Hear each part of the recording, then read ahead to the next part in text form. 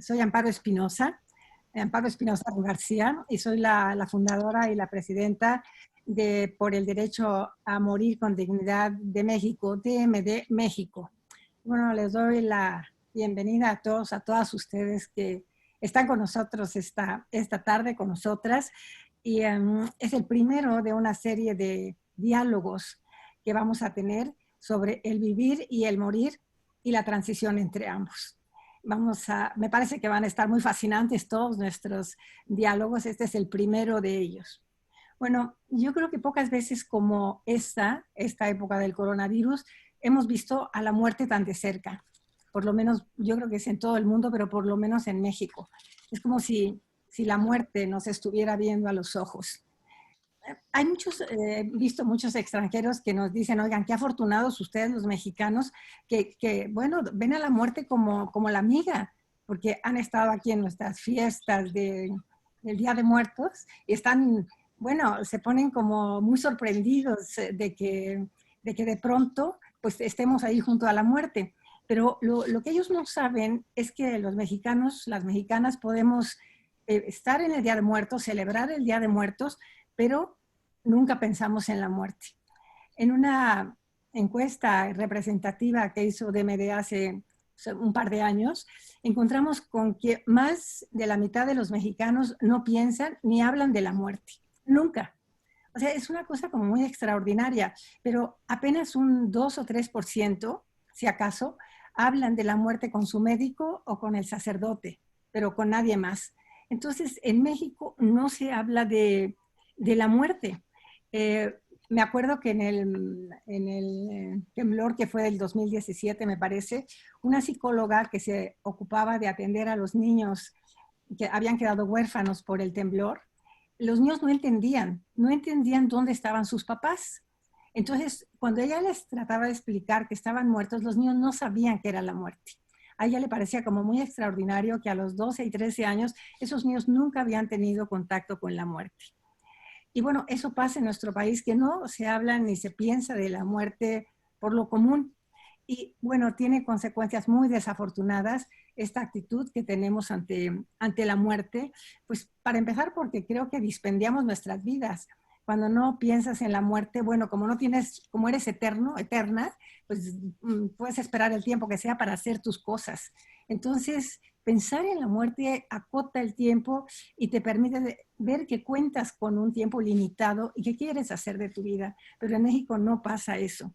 Y bueno, otra consecuencia de no pensar en la muerte es que tampoco nos preparamos para la muerte. Como no existe, pues no te preparas.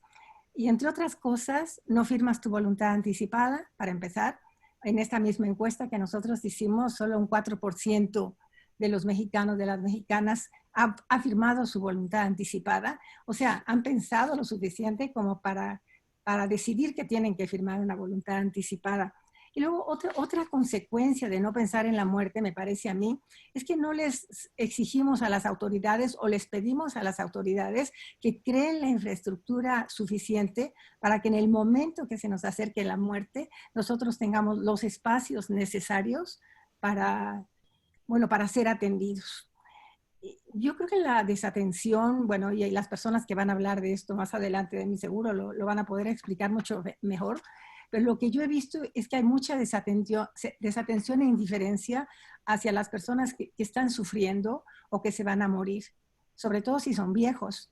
Siento que aquí los viejos también tenemos somos indiferentes, somos invisibles y se acuerdan recientemente con la cuestión esta de los respiradores, lo primero que pasó fue que los viejos cedan su lugar a los jóvenes. O sea, bueno, a ver, ¿por qué? O sea, a mí me sorprendió muchísimo, no puedes optar por la muerte médicamente asistida, pero sí te van a decir, tú cede el respirador.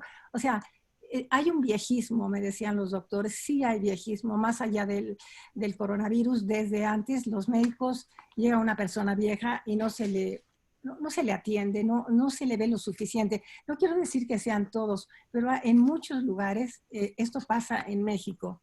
Yo lo que traía aquí es como, me gusta citar a esta persona de un testimonio autobiográfico, porque siento que explica mucho mejor la situación de lo que pasa en México que lo mucho que yo pudiera decir. Es una mujer que narra, lo voy a tratar de acotar mucho para que sea breve, que narra la muerte de su abuelita. Y dice lo siguiente, voy a citarla a ella un poco de manera sintética. Dice, el estudio de la colonoscopía había sido definitivo. La abuela tenía cáncer del estómago. Uno de los acuerdos de la familia fue no decírselo y desaparecimos la palabra cáncer de nuestro lenguaje. Nadie hablaba del cáncer. Mi abuela jamás supo que tenía cáncer o que posiblemente estaba en sus últimos días. Yo a mi alrededor solo veía que mis tías hacían la limpieza, caminaban, no estaban nunca ahí y mi abuela se fue aislando cada vez más porque nadie se atrevía a acompañarla en su dolor y todos sabían que se estaba muriendo. Eh, Otra cosa que cuenta es que llegaron a odiar a los doctores porque llegaban a ninguno a contarles y ninguno de ellos era capaz de acompañar a la familia en la agonía de su abuela. Y solo le decían, ya, así serán todos los dolores, así se van a hacer los dolores y se acabó. No encontraron, esto fue hace un par de años, no crean que fue hace mucho, esto fue hace un par de años y narra todas estas cosas.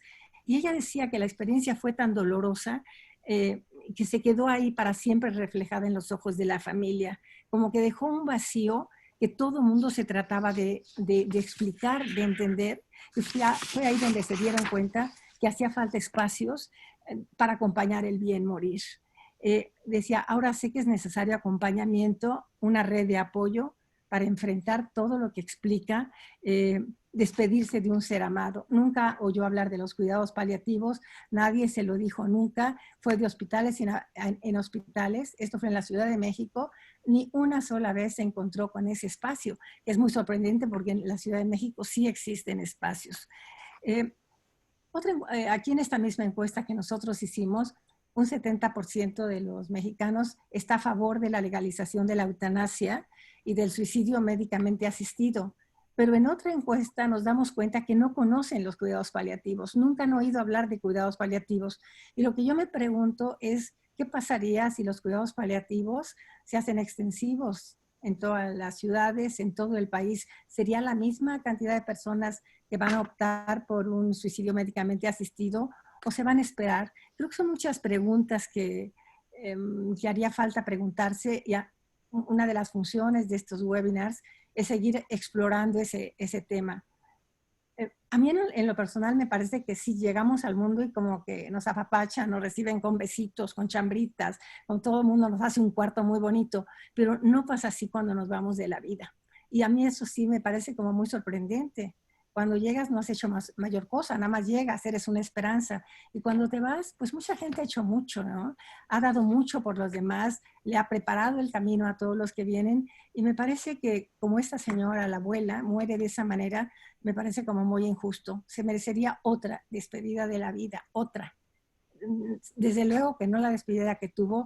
Y a mí como que desde la asociación me gustaría como promover ese espacio anterior a la muerte, ese espacio previo, o sea, la antesala de la muerte, fuera un espacio en que se te reconoce, en que se te aprecia, en que se te abraza y en que no tienes dolor.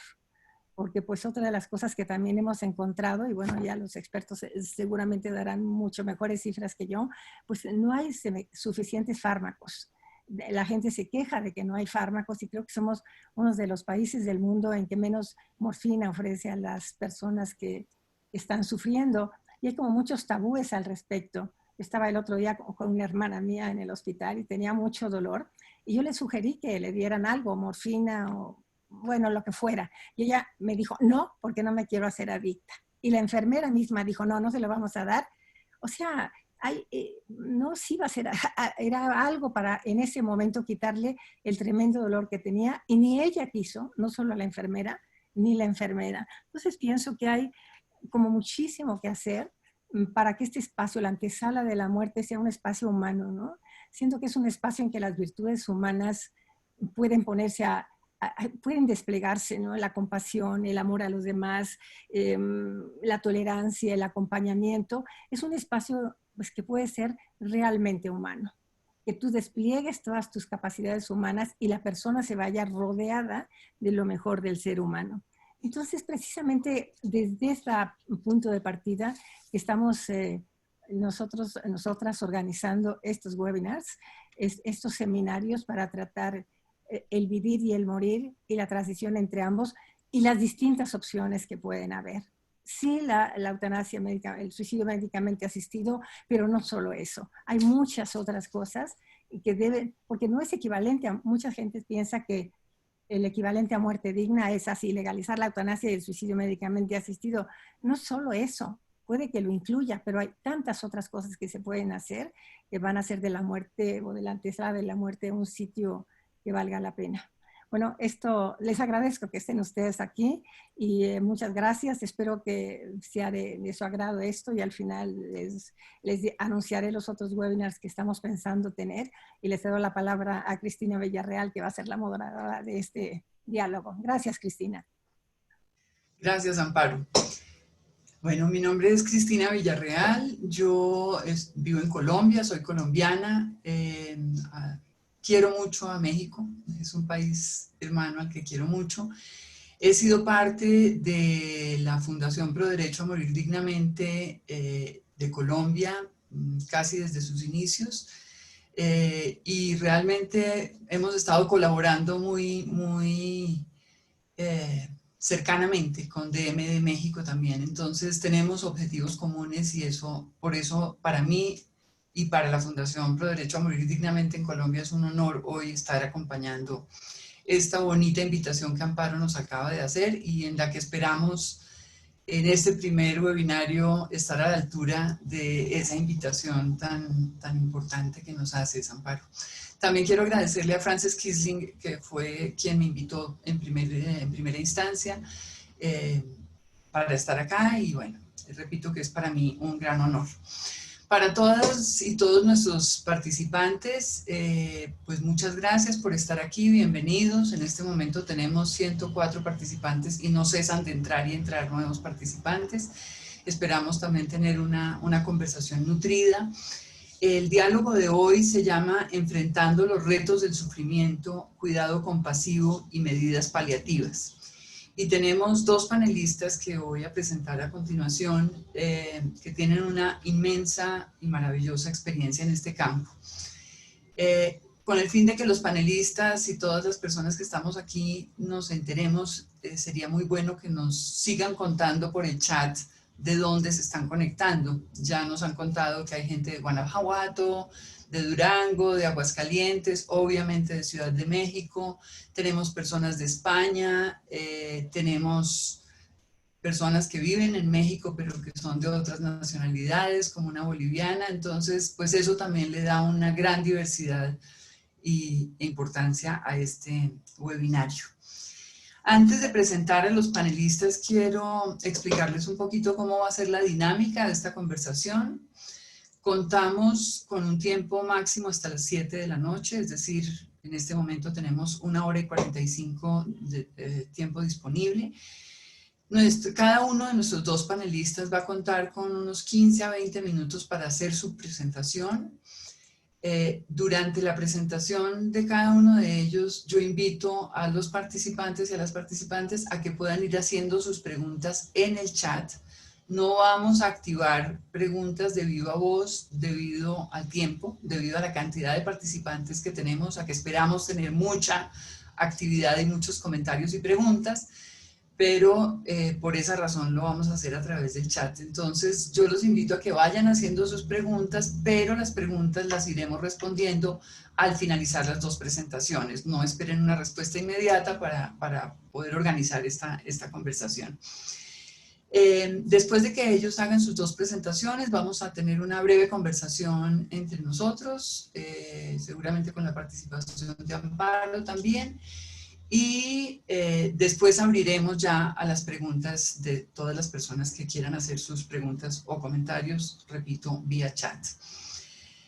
Sería útil para mí, que voy a organizar las preguntas, que en sus preguntas nos cuenten a quién va dirigida la pregunta, si va dirigida a alguien en particular. Bueno, explicada esta dinámica, entonces quiero presentar a nuestra primera panelista. Se trata de la doctora Margarita Araujo Navarrete. Ella es una médica que estudió medicina en la Universidad Nacional Autónoma de México.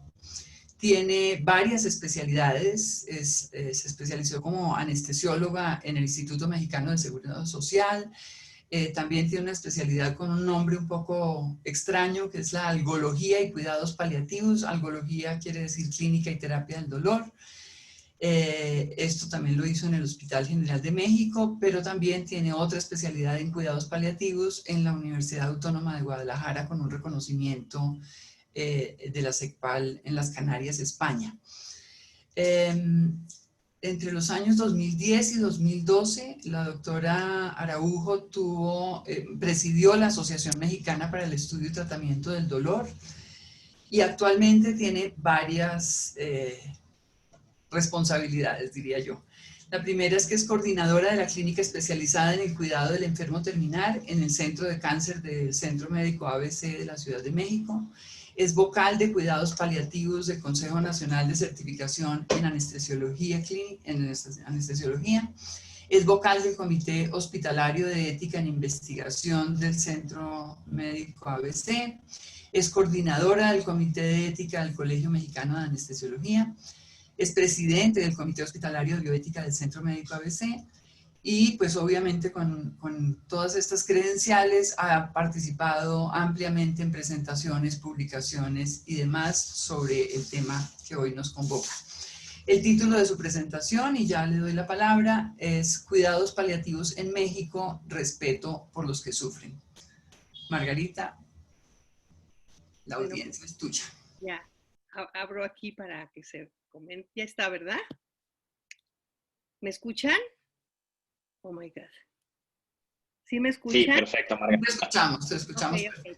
Perfecto. Bueno, pues los cuidados paliativos, la Organización Mundial de la Salud por ahí de 1993 la definió como los cuidados paliativos que mejoran la calidad de vida de los pacientes y sus familias cuando estos se enfrentan a enfermedades amenazantes para la vida. La mitigación del dolor y de otros síntomas, proporcionando también apoyo espiritual, psicológico, desde el momento del diagnóstico, que eso sería lo ideal, cuando hay oportunidad para empezar a tratarlos con anticipación, y no solamente al final de la vida, sino desde el diagnóstico hasta el final, e incluso atender a la familia durante el duelo. Cada uno de estos enunciados tiene pues libros incluso donde se explica cómo hacer cada una de estas cosas. Y hoy vamos a sintetizar un poco y tratar de ser explícito y informar para saber que contamos con los cuidados paliativos, porque además, como bien decía Amparo, este momento, como nunca en otras crisis, nos ha obligado a ver la muerte de frente y universal, como ha sido siempre, pero como no la querríamos ver o no la queremos ver nadie. Y la verdad es que esta es una oportunidad que no es que sea la parte buena de la pandemia, sencillamente es, y tenemos que asumirla. Y entonces asusta, pero nos muestra ese aislamiento del enfermo y de las familias, y a veces, aunque haya muchos pacientes, como sucedió en algunos de los hospitales de esta ciudad, o de este país, es la soledad de la gente cercana, de la gente que queremos verle a los ojos y saber que contamos con ella. Este temor a la intubación, que cuando hablan de la intubación, todo el mundo se asusta. Tenemos que recordarle a todo el mundo que para aguantar un tubo en la garganta, en la tráquea, hay que tener dormido al paciente sedado. Entonces esto hace que el paciente no se percate de lo que está sufriendo, y mucha familia piensa que la está pasando más mal de lo que realmente es. El paciente finalmente no se dará cuenta. Claro que inmediatamente antes de que esto suceda, lo sufre y se asusta y siente una soledad indescriptible que nunca nadie desea, porque finalmente esta manera de morirse nos ha enfrentado a una realidad verdaderamente patética. Sobre todo cuando podemos saber que hay pacientes que han dicho que no quieren la soledad de una habitación fría, no quieren la tristeza absoluta de mirar y no ver a nadie, y no quieren marcharse sin una caricia de despedida. A veces también duele mucho ver a la gente que queremos sufriendo por nosotros y ver los ojos de la impotencia, también duele, pero duele más la soledad. Y después de leer un ensayo del doctor Juan Ramón de la Fuente en un libro muy interesante que se llama La Sociedad Dolida, hay una parte donde él plantea la situación de la atención en el final de la vida y hace pensar que debiéramos en algún momento comentar cómo, no solo pensar, comentar cómo queremos morir, cómo querríamos ser atendidos, cómo estamos dispuestos a dejar ir a los que queremos, cómo esperamos vivir con nuestras pérdidas y cómo enfrentar nuestra propia finitud. Estas son preguntas que si no las respondemos pueden darnos una manera de disfrutar más la vida, porque tener la certeza de que esta se va a acabar nos va a hacer aprovecharla más. Y la realidad es que los cuidados paliativos han tenido una evolución en la historia de la humanidad. Yo creo que esta compasión de uno a otro es lo que dio pie a que exista la medicina. El atender uno a otro que gritara o se muriera a un lado tenía que haber sido algo muy impactante y buscar ayuda para resolver de alguna manera, pues ha sido lo que ha evolucionado los diferentes tratamientos en la medicina. En la atención de los hospice en Europa está documentada, en donde se asistía y se acogía para pernoctar y alimentar a los caminantes o enfermos graves que podían ser atendidos de esa manera.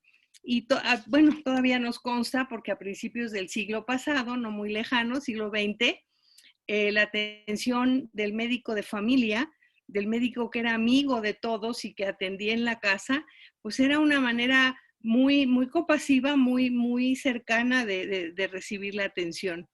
Sin embargo, pues tenemos que pensar también que el progreso nos ha llevado en la segunda mitad del siglo XX, la revolución tecnológica, las instituciones y la manera de educar a los médicos, pues se enfatizó mucho la especialización y desde luego la intención es preservar la vida, lo que se ha logrado con estas edades más avanzadas que se consiguen. Y se ha logrado sin duda pues, situaciones maravillosas con trasplantes y con la laparoscopía, que es fenomenal, muchas cosas que se han logrado gracias a esta situación. Sin embargo, la muerte permanece en condiciones dolorosas y las enfermedades crónico-degenerativas son una verdadera tortura, a pesar de que se puedan hacer trasplantes y puedan tener marcapasos, etcétera, pero de repente no sé si es lo que la gente queremos. Y ahí el doctor Eduardo Bruera comenta que lo innovador y progresista realmente sería cuidar al enfermo. Y volvemos al principio, porque creo que esa es la razón por la que la medicina existe. Esta es una cuestión muy personal.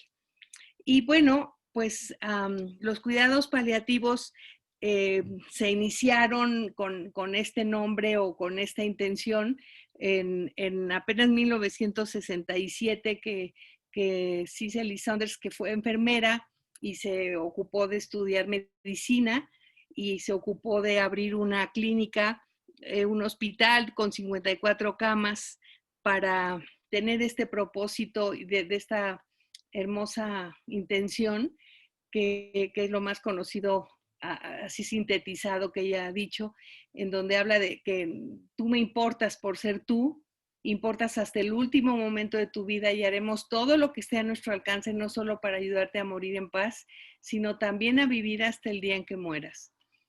Esto genera y da pie a los cuidados paliativos que realmente lo que se trata es de proporcionar una atención integral. Entonces hacemos a un lado esta especialización de cuidar el hígado, los riñones, el corazón. Hay que integrarlo todo para atenderlo todo y darle a los pacientes y a su familia una atención multidisciplinaria para que se corrijan lo más que se puedan los problemas y poder tener una calidad de vida y cubrir todas estas necesidades, quitar los síntomas que agobian, pero nunca con la finalidad de acortar ni tampoco alargar la supervivencia del paciente terminal, sino mejorar nada más estas diferentes condiciones. En nuestro país hubo esfuerzos individuales en el trabajo cotidiano desde por los años 70. Y esta fue iniciada por anestesiólogos muy trascendentes, el doctor Vicente García Olivera, donde tuve la oportunidad en el último año que él atendió la titularidad en el Hospital General de México. Yo tuve la suerte de entrenarme ahí y de ver que con muy pocos recursos se hacían esfuerzos enormes para tratar de atender el dolor y la finitud de los pacientes que asistían. Después mucha gente hemos caminado a lo largo de los años buscando algunas alternativas. Alguna vez estuvimos por ahí del 2003 con la iniciativa de entender el dolor y su atención como un derecho humano, su tratamiento y también el derecho de los enfermos terminales.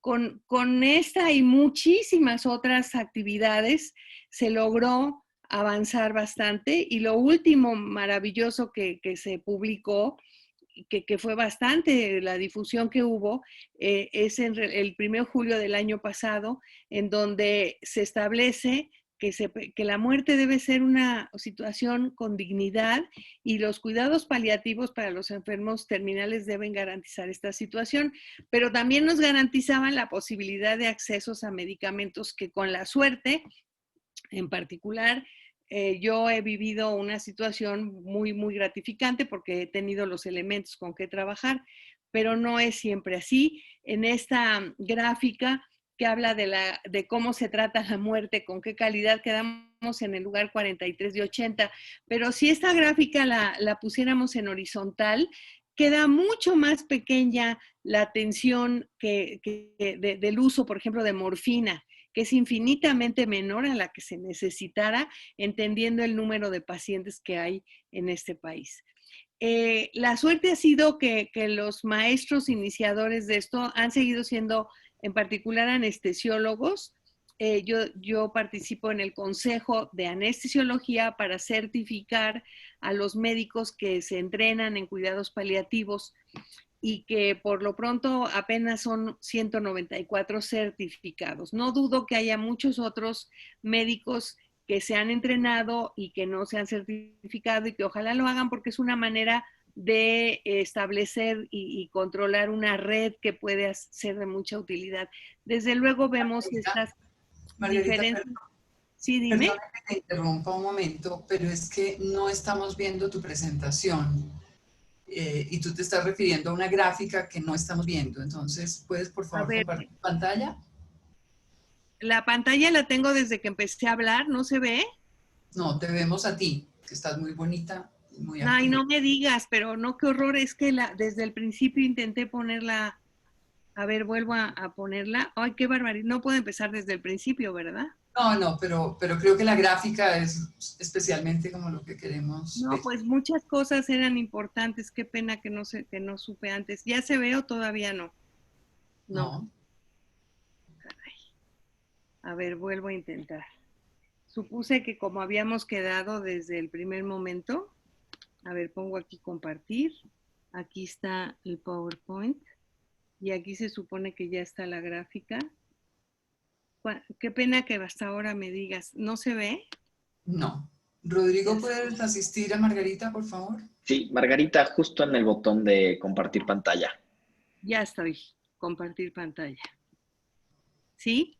Ahora voy a PowerPoint, ¿no? Todavía no. No. Todavía no se comparte tu pantalla, Margarita. Ok. Vuelvo a poner compartir.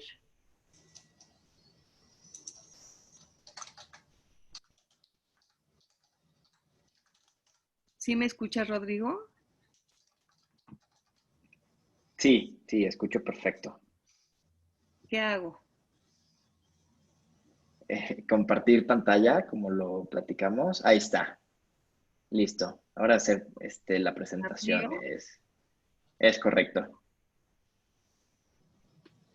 Ay, qué pena que me tardaron tanto en decirme. ¿Ya? Listo. Excelente. Ay, cuánto siento que no se haya visto lo anterior. Bueno, no importa. Ahora, la distribución de los médicos, 194 solamente con los que se cuenta en todo el país, pues la gran mayoría estamos en la Ciudad de México, un grupo importante en Monterrey, Nuevo León, en Guadalajara, en Jalisco, a lo mejor en algunas otras poblaciones dentro de Jalisco y dentro de Nuevo León, pero voy a poner una distribución en donde la buena noticia es que aunque sea de a uno, hay en muchos lugares. Recientemente tuve la noticia de un paciente que estaba en medio en una población entre La Paz y Los Cabos, en Baja California Sur, y la verdad es que en Baja California parece ser 7 médicos paliativistas certificados, insisto, a lo mejor hay otros que no lo sean, pero los que están, pues en semejante territorio, entre La Paz y hay uno y en Tijuana habrá otros. Entonces, desde luego que lo que urge es lograr que en todos estos sitios donde ya hay una persona, pues se logre que haya más. Y la importancia será, la doctora Allende, Silvia Allende en el INCAN, ha intentado mucho, ha educado a mucha gente a la cual esperamos también se establezca en los diferentes lugares donde se le necesita, pero la situación es que no necesariamente serán anestesiólogos, se necesita, como en España, por ejemplo, hay oncólogos, intensivistas, desde luego enfermeras, trabajadoras sociales, psicólogos, todos estos médicos que necesitan estar entrenados en cuidados paliativos para evitar o disminuir el sufrimiento y tratar de controlar estos síntomas causados tanto por las alteraciones biológicas como las psicológicas y mucho problema social. Porque, por ejemplo, en el Hospital General de México, yo trabajé un tiempo, pero verdaderamente es para deprimirse, porque de repente uno da 3 recetas y regresan y le dicen, solo puedo comprar una, ¿cuál compro? Y esto es una paciente y otra. Y si uno le da ayuda a una, ¿quién se la va a dar dentro de 15 días que también siga necesitando estos medicamentos? Entonces es verdaderamente una situación muy, muy urgente para procurar la calidad de vida y orientar a los pacientes y educarlos a afrontar un final con dignidad. Yo pienso y desde hace mucho lo comento, que la respuesta a la eutanasia o al suicidio médicamente asistido son los cuidados paliativos. Realmente cuando la gente encuentra una luz, encuentra una manera de poder tratar este sufrimiento, puede no querer, no desesperarse. Y también dentro del área médica, la distanasia es, como se llama, la obstinación terapéutica, y esos medidas desproporcionadas y extraordinarias, y se puede tener vivo a una paciente o a un paciente por mucho tiempo sin que esté viviendo. Entonces esto tampoco es lo que nos interesaría que fuera de otra manera, por lo cual los cuidados paliativos lograrían también llegar a la ortotanasia, que es el cuidado correcto y adecuado. Realmente la aplicación de los cuidados paliativos son en muchísimas más situaciones de las que se piensa, porque en principio suponemos que son los pacientes con cáncer, pero hay enfermedades cardiovasculares, pulmonares, el VIH, SIDA, la diabetes, la insuficiencia renal, los problemas hepáticos y artritis reumatoide, anomalias congénitas. Y en fin, hay muchas razones y muchas enfermedades en las cuales podemos participar y dar una mejor calidad de vida.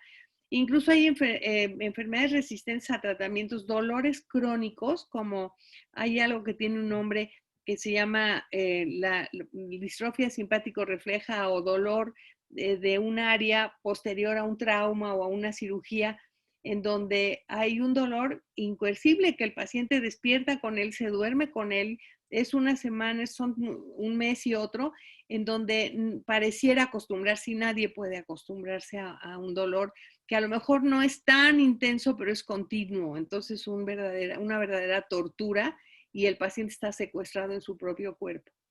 seguimos teniendo limitaciones. Una de ellas sería el número de médicos que necesitamos, pero otra será reglamentar esta fiscalización oficial que hay para la obtención de medicamentos controlados, que son los que se necesitan. Ahorita hay una necesidad enorme, hay un desabastecimiento y está muy difícil conseguir lo que se necesita. Ojalá pronto pase esta situación y contemos con lo que se necesita. La falta de información y orientar a profesionales de la salud, como decía yo, en todos los ámbitos para que se ocupen de los cuidados paliativos, será una de las soluciones. Y a nivel social, realmente el manejo del dolor, parte del éxito fue enseñar a la gente, a las personas que tenían que ir a exigir al médico que les quitara el dolor. No puede ser, incluso después de una cirugía, el dolor agudo. Como decía Amparo de su hermana, nadie tiene por qué tolerar ni poco dolor, nadie se va a volver adicto. Realmente hay medidas para controlar y si se puede operar a la gente sin dolor, pues no es que lo vamos a tener dormida todo el tiempo, pero hay medidas para dar tratamientos para que el paciente no sufra, incluso después de una cirugía o de una situación traumática o del dolor crónico o de de las enfermedades de las cuales no hay tratamiento y son irrecuperables.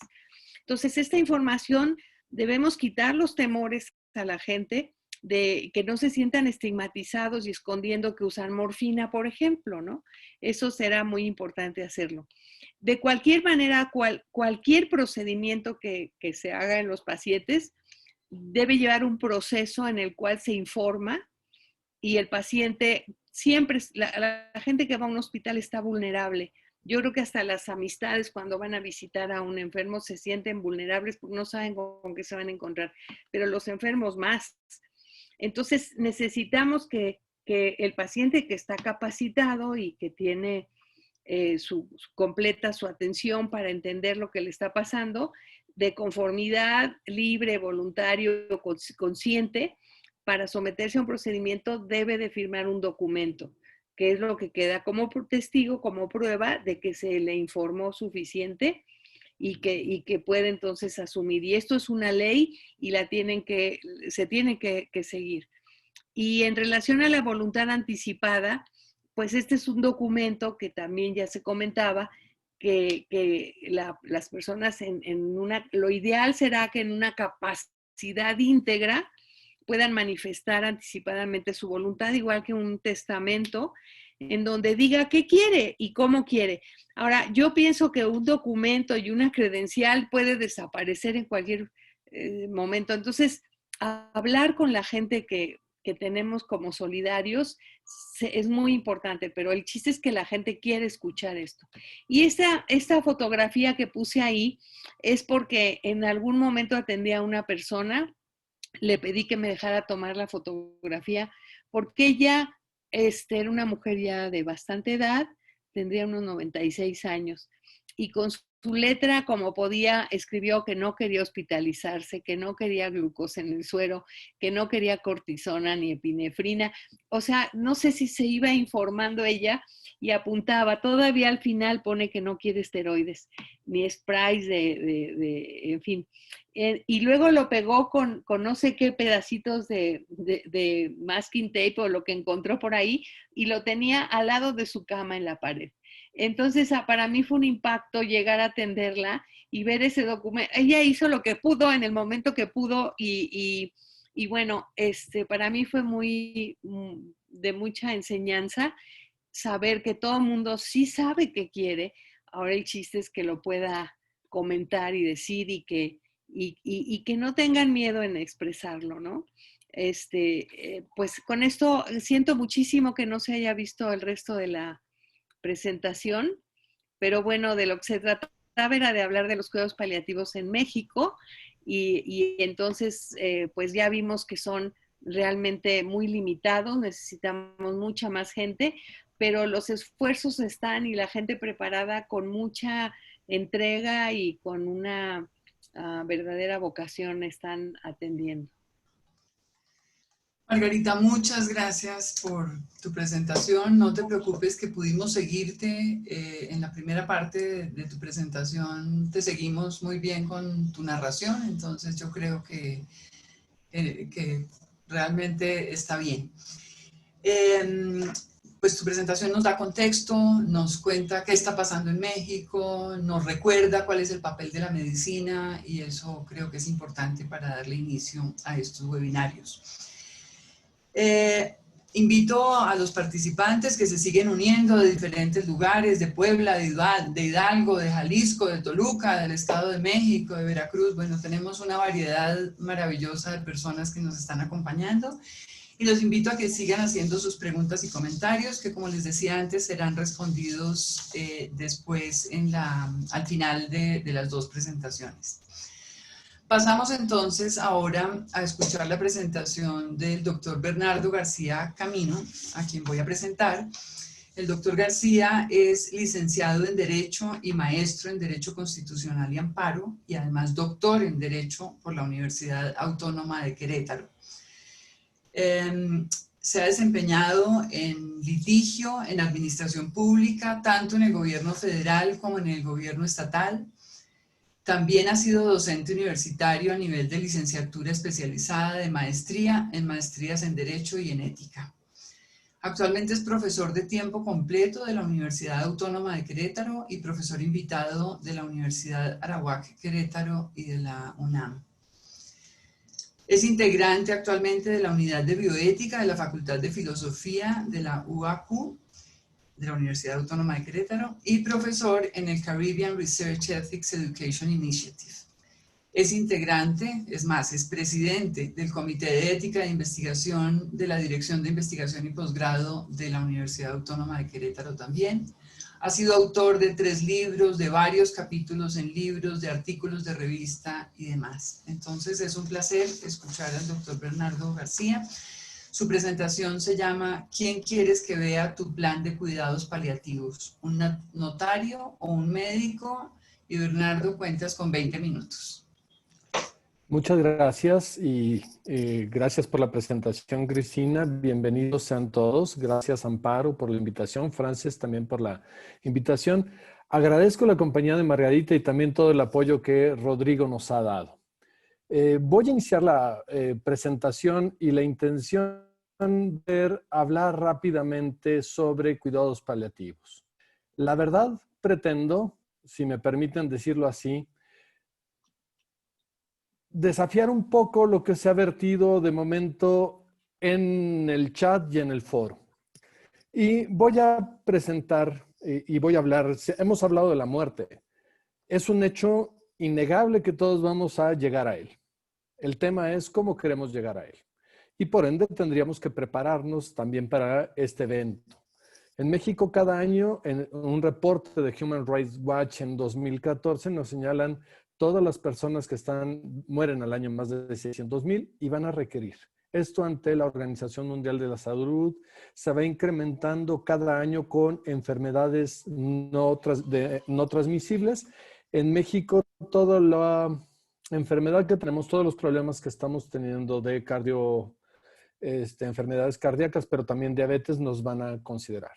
Uno de los grandes problemas que estamos teniendo es el acceso a los servicios de cuidados paliativos. Margarita nos lo enseñaba muy bien y tenemos un grave problema con lo mismo.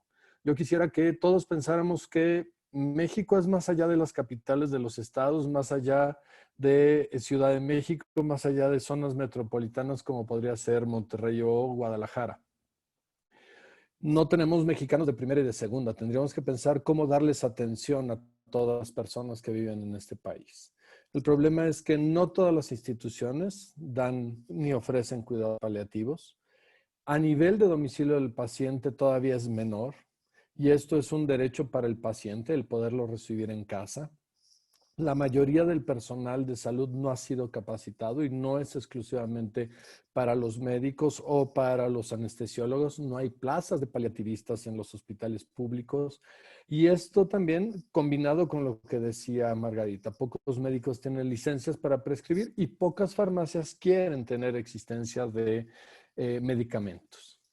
El tema es que tenemos un marco normativo completo, muy grande, muy amplio. Tenemos desde la Ley General de Salud, tenemos un capítulo especial para cuidados paliativos, tenemos en el reglamento de la Ley General de Salud otro capítulo dedicado a cuidados paliativos, tenemos una norma oficial mexicana, tenemos una guía del manejo y tenemos leyes estatales de voluntad anticipada.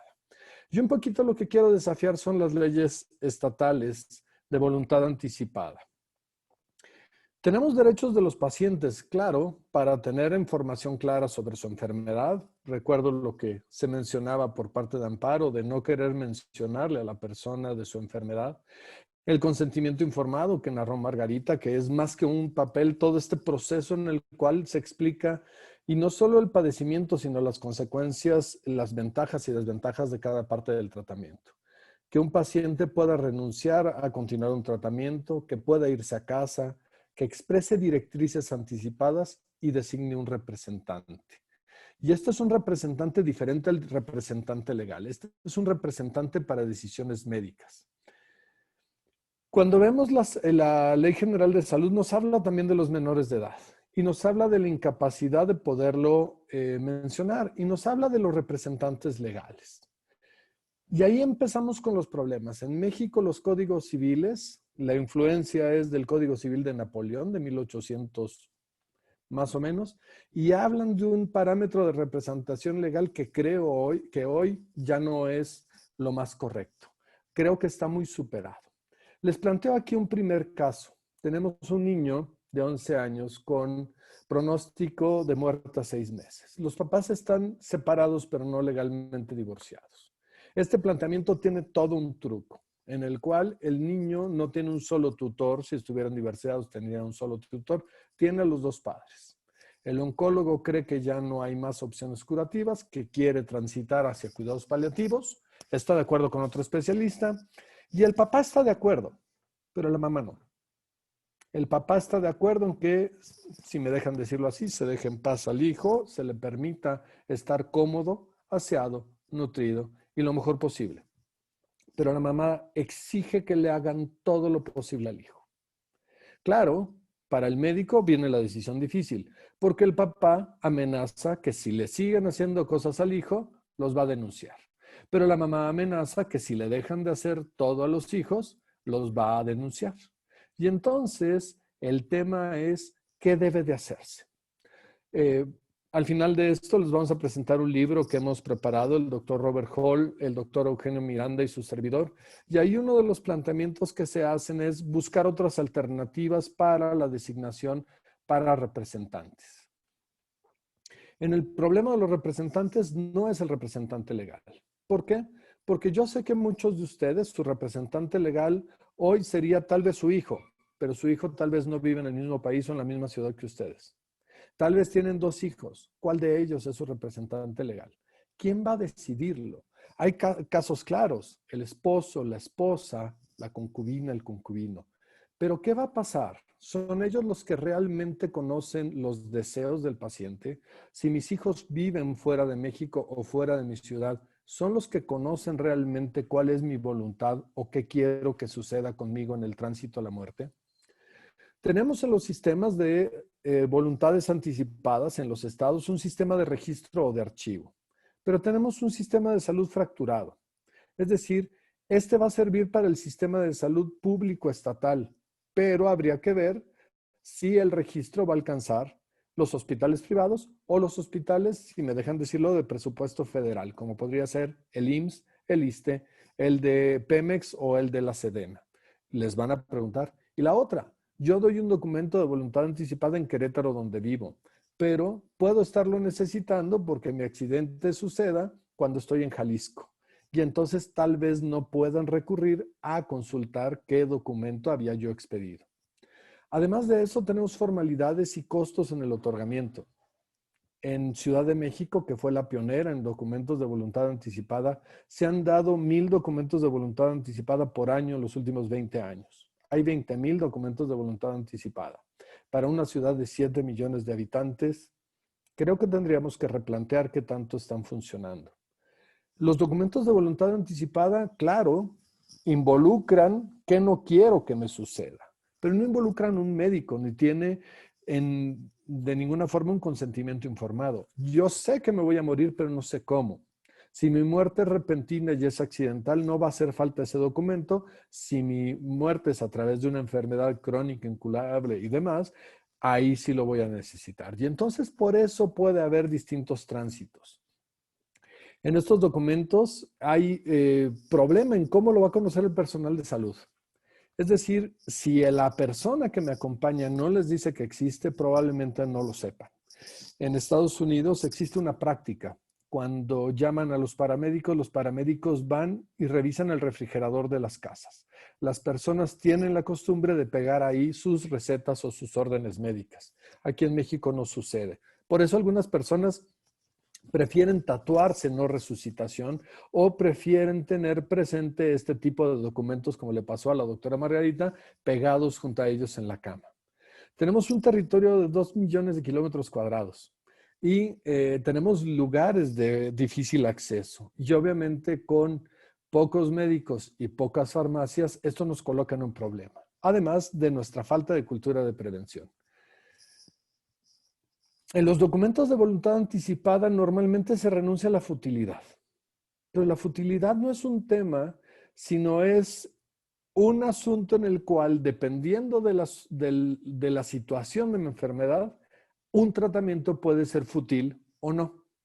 Es decir, no es fútil lo mismo para todos. Habrá personas que, a pesar de tener un infarto, no tengan ningún problema en regresar y mantener una vida plena, y habrá quien diga, a la segunda vez ya no quiero resucitación. Y entonces la futilidad es un concepto que se va a determinar en la práctica médica. Hay futilidad también para hablar de cuestiones económicas. También tiene que ver con una idea de recursos. También esto implica que la decisión la tenga que tomar el paciente o la familia, no necesariamente el médico. Y normalmente colocamos a los médicos en que ellos tengan que decidir. Y entonces cedemos el control por miedo o por ignorancia. Hay 3 criterios para balancear para la futilidad. La eficacia, qué tanto me sirve con o qué tanto es el dolor contra el beneficio. Y obviamente qué tanto voy a mejorar, voy a sentirlo o simplemente no. Pongo un caso con una quimioterapia. Me pueden decir, tienes opción de vivir 3 meses sin quimioterapia. Estarás tranquilo, cómodo, irás poco a poco decayendo. O si quieres, puedes tener 6 meses con quimioterapia. ¿Qué me va a suceder? Probablemente voy a tener una semana muy mala, 2 regulares, una más o menos buena. Ahí el que debe de decidirlo debe de ser definitivamente el paciente. Él tendrá que definir si es eso lo que él considera que le conviene o no. Y obviamente pensar el costo también es un tema que tendría que analizarse no solo por el paciente, sino también por la familia. Hace un momento se habló del costo de la morfina en México y de la producción y de la disponibilidad. Esta lámina no estaba originalmente en la presentación, pero corrí y me la traje. Este es el reporte de cuánto pagamos por morfina en México. En México la morfina se paga más cara que el precio más alto internacional reportado. La pagamos en $90, mientras que el precio más alto internacional es 84 y el más bajo es 14. Entonces, México produce y podría producir morfina, pero debe de ser una política pública que debería de aprovechar. Si ustedes me dicen, oye, se ha hablado mucho de los campesinos de las zonas de morfina legal, sería la alternativa en una producción legal como una decisión pública. Cuando pensamos en la Ley General de Salud, nos dice que los familiares tienen obligación de respetar la decisión. Sin embargo, también nos va a poder decir que puede ser revocada por el representante legal. Y entonces entramos en estos puntos en los cuales pueden ser discutidos y en la medida en que no tenemos decisiones judiciales que la soporten o no tenemos criterios firmes porque vengan de una autoridad, estamos entrando en zonas nebulosas. Los médicos tienen muy claro qué es ético hacer, pero no saben si es legal que lo hagan. Y entonces, como no tienen un soporte de abogados en los hospitales públicos o no saben de leyes, porque afortunadamente, ¿para qué se meten en problemas si los abogados damos bastante? Con ese momento ya el médico no se decide a qué debe de hacer. Y entonces todo se queda a la mitad. Este es un caso y es un oficio Y ustedes ven, para la eficacia del registro de directrices anticipadas, los interesados tienen que presentarse en este domicilio en este horario, previa cita. Esto es 2019, antes de pandemia. Además, traigan 2 testigos y si es el caso, traigan credenciales. Pero además de eso, si lo van a dar en hospitales, mándenme folios y luego me los regresan. Si lo van a hacer ante notario, en 6 días después me lo tienen que mandar para que lo incorpore al registro. Burocratizamos, estamos complicando. El registro no es, a mi modo de ver o a nuestro modo de ver en lo que hemos estado trabajando en Querétaro, lo mejor. El reglamento de voluntad anticipada de Ciudad de México nos dice que se puede suscribir no solo por el paciente, sino por familiares. Oye, cuando dice ahí los hijos mayores de edad, y si cada uno de mis hijos me da un documento diferente, me da cuestiones diferentes de qué renuncio o de qué acepto. Ya no es el hijo primogénito como estábamos acostumbrados. Si tengo más de un hijo, hay más de una decisión. Claro, cuando todos estamos de acuerdo no hay problema. El tema es cómo lo vamos a resolver el día que estemos sin acuerdo al respecto. En cambio, la Ley General de Salud, que es federal, nos habla de un plan de cuidados paliativos y nos habla de las indicaciones, los programas, la organización del médico, junto con un equipo multidisciplinario que se otorgan en función del padecimiento de cada uno de los enfermos y lo atienden de una forma completa. Y pueden incluir a las familias y a cualquier otro personal voluntario. Nosotros, a partir de esta mención del reglamento, lo que estamos proponiendo es un modelo de formato de plan de cuidados paliativos que incluye una autorización tanto con la orden médica como con el consentimiento informado. Le incluimos la orden médica para cualquier personal o cualquier médico pueda seguir esas indicaciones que ya se dieron y que se integran en el expediente clínico del paciente. Eso es lo que nosotros estamos pretendiendo. Con esto no tendríamos necesidad ni de un registro de voluntades anticipadas como este hecho futuro de realización incierta, sino como algo concreto para las necesidades particulares de un enfermo que está en la situación. Lo hemos trabajado y nos ha dado la oportunidad la Secretaría de Salud del Estado de Querétaro, junto con la Dirección de Enseñanza y el Comité Estatal de Bioética, de preparar este formato. Estamos a punto de lanzarlo como un proyecto de investigación, capacitando a los médicos para el llenado de los mismos, para que junto con podamos ver si funciona y esto incrementa y beneficia en la atención de cuidados paliativos para los pacientes en todo el estado de Querétaro, no solo en la zona metropolitana. Esto está incluido en este libro que está disponible para todos ustedes, ahí para que lo puedan descargar. Está siendo revisado editorialmente ya por la Comisión Nacional de Bioética para poderlo lanzar ya con todos los requisitos de publicación, pero mientras lo estamos ya dejando disponible, aunque sean en esta versión todavía sujeta a revisión. Lo estamos poniendo a disposición como borrador porque nos interesa difundir y que cada quien conozca y vea alternativas. Yo agradezco mucho la atención. La verdad se me quedan muchos temas, igual que a todos ustedes, en el tintero. Me gustaría ampliar muchas otras cosas, pero el tiempo apremia y es preferible un diálogo con todos ustedes. Muchas gracias. Bernardo, muchas gracias por la problematización que haces del tema de la muerte digna, por los desafíos que nos presentas y también por mostrarnos que por lo menos desde tu investigación se van dando alternativas. Como dices, en 20 minutos es difícil abordar todos los temas, pero ha habido mucha interacción de los participantes y probablemente ahí vas a tener espacio para responder algunas de las cosas que querías decir. Hay una primera cosa que quisiera, Margarita, que aclaráramos como con toda claridad, porque ha habido preguntas alrededor de esto, y es las diferencias, primero, cómo se relacionan los cuidados paliativos con la muerte digna, en primer lugar, y cuál es la diferencia, esto es como definición de términos, digamos, la diferencia entre sedación paliativa, ortotanasia y eutanasia.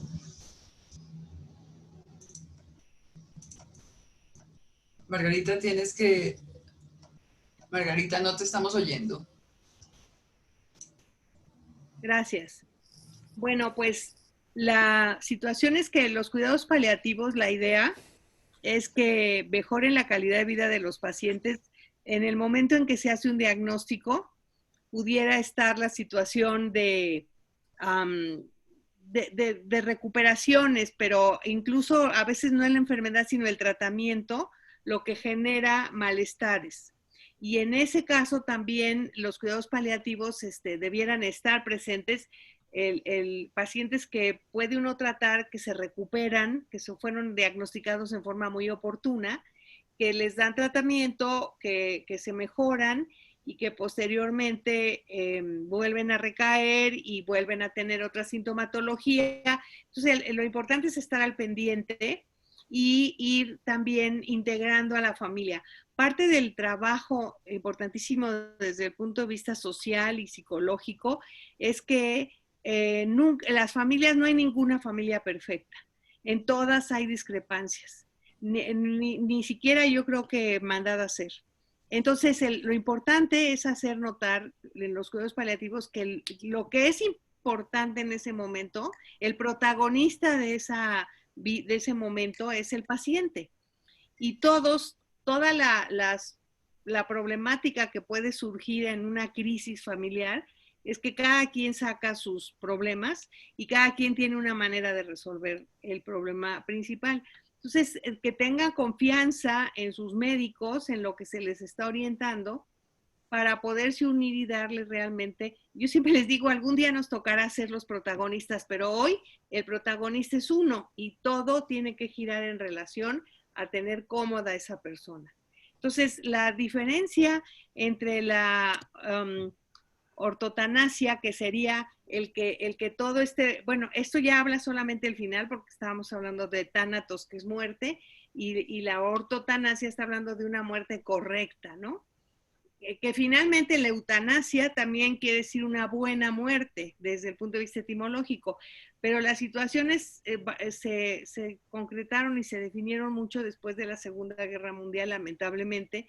Y entonces la eutanasia habla de un final en donde se corta la vida del paciente en cualquier momento, donde es válido, donde se acepta, el paciente en cualquier momento puede solicitarla y se da o no se da.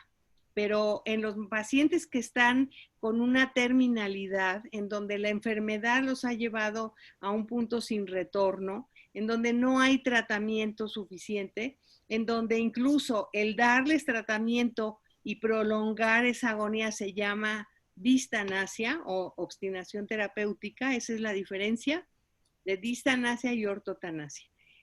Y la eutanasia, básicamente la diferencia es que se van a tomar medidas en cualquier momento en donde el paciente pidiera morirse. Pero cuando el paciente de todas maneras está muriendo y la agonía lo va a llevar en pocas horas o pocos días, cuando ya estamos en la parte final de la enfermedad, entonces lo que hacemos es la sedación terminal, que no tiene nada que ver con eutanasia, que lo que hace es dejar que el paciente muera cuando va a morir, pero lo que hacemos es poner medicamentos para que no se percate. Y el mejor ejemplo ahorita sería un paciente con COVID, intubado, que está sedado, que no le duele y que está tranquilo. Si se recupera, si se logra controlar esta neumonía y todos estos problemas vasculares y todo esto que se complica tanto, entonces se podrá recuperar y podrá ser extubado y podrá seguir viviendo, a veces con fibrosis pulmonar y otros problemas, pero sale. Pero el que no, se muere sedado. Y esta sedación se llama sedación paliativa, y lo que estamos haciendo es dejar que el paciente muera en el momento que corresponde sin sufrirlo, sin la angustia de estar jaloneándose. A veces tienen delirium muy frecuentemente en estos momentos ya tan críticos, y evitar eso es totalmente diferente a la eutanasia, y eso se llama sedación y se llama ortotanasia. Ok, muchas gracias. Okay. Gracias, Margarita. Para seguir con este tema de las aclaraciones de términos, antes de entrar en una conversación un poco más de contenido, Bernardo, hay un comentario de una persona que dice que el reglamento se refiere al formato. Aquí hay un error lingüístico. El documento de voluntad anticipada en la Ciudad de México es un acto personalísimo. No sé si quieres comentar al respecto. Sí, indudablemente es un acto personalísimo, igual que lo resulta el testamento respecto de los bienes. Pero también a la vez se da la opción a que alguien pueda realizar o pueda modificar. La representación legal también le va a dar la posibilidad de revocar y de modificar las decisiones que haya tenido el enfermo. Y ahí es donde se abre la opción del formato, que obviamente incluye el documento que se integra. No quedó por aquí una lámina, pero enseñaba yo en el caso de Guanajuato, tiene 6 formatos diferentes. Paciente enfermo, paciente no enfermo, ante notario, en hospital, paciente con discapacidad, y eso hace que se descarguen todos y que tengan trámites y condiciones también diferentes. Ok, muchas gracias. Bueno, a mí me gustaría preguntarles a ambos. Me interesa un poco en esa práctica de los cuidados paliativos en México, ¿cómo se relaciona esto con la interseccionalidad? Es decir, ¿hay diferencia en el acceso a los cuidados paliativos dependiendo de la clase social, de la raza, del género, si es mujer o es hombre, el acceso es distinto? ¿O los problemas son iguales para todos? Y responda el que quiera, la que quiera. ¿Puedo? Claro. Hemos visto, y déjenme decirles que por desgracia sí tiene que ver y lo digo porque unos alumnos, exalumnos míos eran enfermeros pediatras en cuidados intensivos en un hospital público, y ellos decían que dependía mucho del grado de educación de los padres que decidían hacer respecto de los hijos. Cuando para los padres era una opción tratarlos en casa y podían hacerlo por conocimiento y por capacidad también económica, se los llevaban a su casa y estaban con ellos. En cambio, el otro extremo, cuando no había esta alternativa o esta educación, si me dejan decirlo, o preparación académica, dejaban al niño y decían, avíseme cuando pase algo. Eso es por un lado. Hace unos meses también tuve oportunidad de estar en un foro con Frances y platicábamos acerca de hospitales que tuvieran financiamiento católico, y entonces decían qué tanto se permite o qué tanto hay o no. Y yo hablaba de ignorancia también a veces en el culto. Toda la idea del doble efecto, que también tendríamos que plantear en algún momento, está perfectamente admitido y es sin ningún problema por Iglesia Católica, pero la gente no lo sabe, lo ignora y cree que está mal si recibe morfina, porque si le provoca la muerte siente que lo están matando o que es suicidio, y entonces siente todo este proceso de culpa cuando no hay tal. Entonces sí hay toda esta distinción, pero para mi gusto, más que ser de parte de las autoridades, más tiene que ver con otro tipo de cosas. Para mí, y por desgracia también, los mejores cuidados paliativos yo los veo en medicina privada. Desafortunada. Claro, Margarita. Pues miren, yo tengo la experiencia con adultos básicamente, y la situación es que, les decía, no hay familias perfectas, pero hay diferencias sustanciales en el aspecto, porque una cosa es la instrucción y otra la educación y otra la economía, que son situaciones que son trascendentales. Incluso con Arnoldo Kraus he tenido comentarios muy interesantes, porque él piensa que solamente quienes tienen pueden resolver. Les decía yo que a veces los pacientes que no tienen una economía suficiente sufren menos porque se mueren. Y claro, qué pena que no vivieron más, pero si van a vivir mal, pues francamente, qué mejor que la enfermedad misma limita. Algunos pacientes dicen hasta que Dios quiera, y les dije, Dios ya quiso, pero los médicos no dejamos. Y muchos pacientes con economía que pueden ir en su avión privado a Houston, pues van a que les hagan 1000 cosas, o aquí mismo, en donde cuando ya sufrieron tanto, de tanto que se detuvo esta agonía, entonces es que piden morirse, y entonces puede ser que la situación salga más cara, ¿no? Pero es algo muy, muy interesante, porque aquí sí hay democracia. Aquí igual sufre el que no tiene que el que tiene. El dolor es muy democrático y la muerte también. Y donde yo creo que tenemos que entrenarnos muchísimo es como seres humanos, desde el punto de vista bioético, sobre todo, los médicos tenemos que entender que nuestra labor no es solamente mantener la vida, también aceptar la muerte y aceptarla de una manera digna. Y esto es en donde tenemos que trabajar mucho, porque yo también entré a la carrera en medicina pensando que iba a curar. Esta es una fantasía. Se tiene que entender que tenemos que ayudar a vivir mejor y a morir también mejor.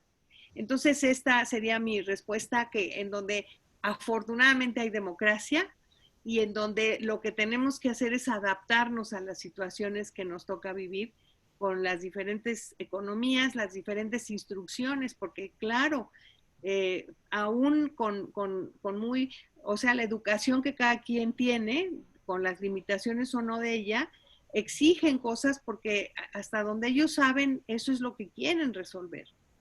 Entonces uno tiene que, en un momento muy rápido, en un tiempo muy límite, tratar de educar para que entiendan. Y ojalá eso sirviera para la siguiente enfermedad de otro familiar.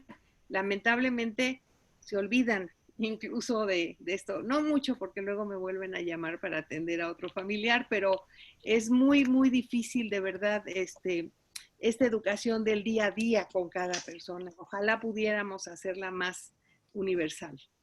Ok, Margarita, esa respuesta me lleva a una pregunta que quiero hacerte y que se relaciona un poco con una pregunta que está haciendo una de las participantes. Tú dijiste que el cuidado paliativo es la respuesta a la eutanasia. ¿Puedes explicar un poquito más eso, por favor? Porque desde mi punto de vista son ambas opciones de muerte digna y solamente la persona que está en la situación que sea es quien decide cuál de las dos le parece. El comentario de uno de nuestros participantes, Rafael Galindo, dice: la ortotanasia no debe ser una respuesta a la eutanasia, ya que esta última es una decisión unipersonal de vivir e implica una muerte digna. El paliativismo se enfoca en el control del dolor, pero no dignifica la muerte cuando se desea. Entiendo que estamos haciendo un poco la confrontación entre cuidado paliativo y eutanasia, pero si nos explicas si realmente son dos cosas que se oponen o que son dos opciones distintas. Pues son dos opciones distintas, porque decía ya que la eutanasia puede ser en un momento de depresión, de angustia por el dolor, de tortura. Si uno está torturado por su propio cuerpo, está secuestrado en él, lo que quiere es morirse. Y la mayoría de los pacientes que están en una situación límite, lo que te piden es que les pongas algo para morirse. Y puede ser eso eutanasia. Pero si les ofreces que quitándoles el dolor pueden tener alguna situación todavía, entonces algunos la aceptan y entonces tienen todavía días que valen la pena, horas que valen la pena, a veces meses que valen la pena, sorprendentemente, porque la situación habitualmente la eutanasia la piden las personas cuando están en el límite. Y entonces yo pienso que es una respuesta si se les ofrece una condición de calidad de vida, y que cuando llegue el momento también será ayuda, porque este doble efecto de muchos de los medicamentos lo que hace es darnos la oportunidad, si no de terminar con la vida del paciente, insisto, sí, de que no se dé cuenta el paciente de lo que está pasando y vivirlo de una manera más amable. Incluso si quitamos solo la ansiedad, ya es una situación diferente para aceptar. Podríamos platicar de casos, una persona con fibrosis pulmonar, con su permanente oxígeno a un lado, y solita se ponía un medicamento subcutáneo que dejé indicado para bajarle la ansiedad. Yo necesitaba que hubiera una enfermera, pero yo decía, no, es que yo puedo sola y ni siquiera me duermo, solamente se me quita la ansiedad y ya puedo respirar mejor y puedo estar muy bien. Y así duró algunos meses hasta que la enfermedad la llevó a una insuficiencia respiratoria. Y entonces no es que pida la eutanasia ni que no la hubiera pedido, pero a lo mejor es un poco literal la manera en como yo digo que es una respuesta. Porque si el paciente se quiere morir y yo le puedo dar la oportunidad de vivir con confort, ya depende de él que quiera o no.